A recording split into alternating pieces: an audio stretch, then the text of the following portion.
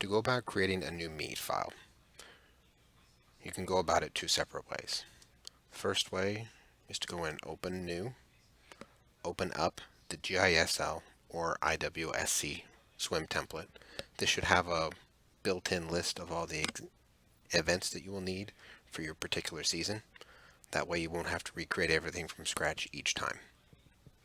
You can also use a previous meat file, but if you're starting out and new and are unsure of how a lot of this will work together, the template files are designed to help you get up and going quickly.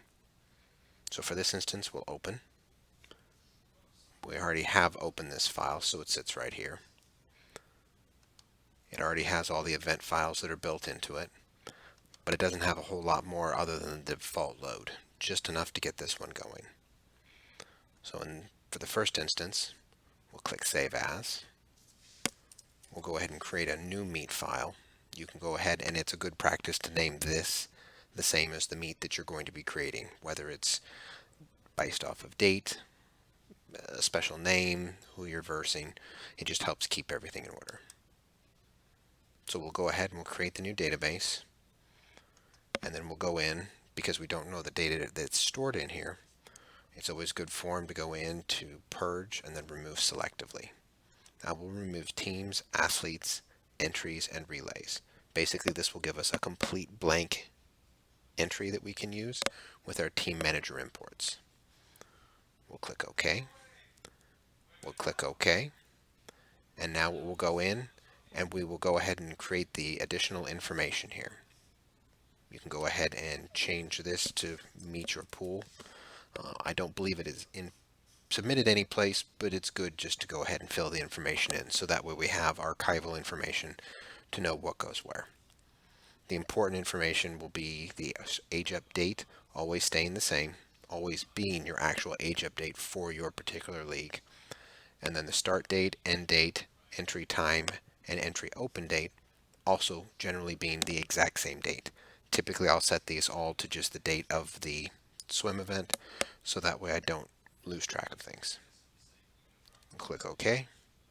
And now we'll have created now a meat file that we can use to then either export or use it for importing all of our other team entries. The second way that you can do this is you can go in with the template open, and to shortcut this process, you can go into duplicate. This is new in the newer versions of Meat Manager. Basically, this allows you to go ahead and create this second one and automatically selects the purging for you. You can go ahead and put in your start date, end date, and age updates. Once again, these are important. And then go ahead and mark this whatever you want to call the meat name. Something that, like I said, should be probably related to what you're currently going to be swimming. So when you get a whole mess of these files, it's easy to keep track. Now in both instances, we've created a new meat file. The existing entries are already in place. And if we had any time standards or records, those will also all be baked into this file as it moves forward. What you can do then to create additionals once you've updated records or updated standards is to go ahead and open those files and go through this exact same process to create the meets that are going to follow on.